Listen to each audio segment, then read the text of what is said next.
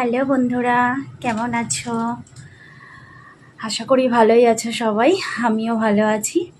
তো আমি একটা নতুন জিনিস কিনেছি, তোমাদেরকে দেখাতে চাই।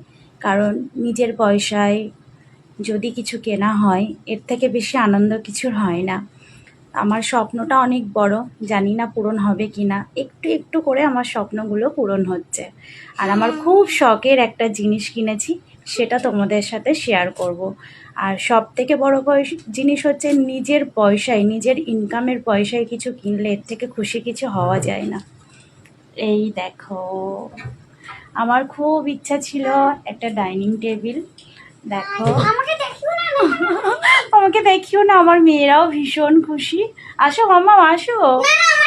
ও খুব খুশি। আর আমি একটু একটু করে আমার স্বপ্নগুলো পূরণ করতে চাই। বন্ধুরা প্লিজ পাশে থেকো, সাপোর্ট করো।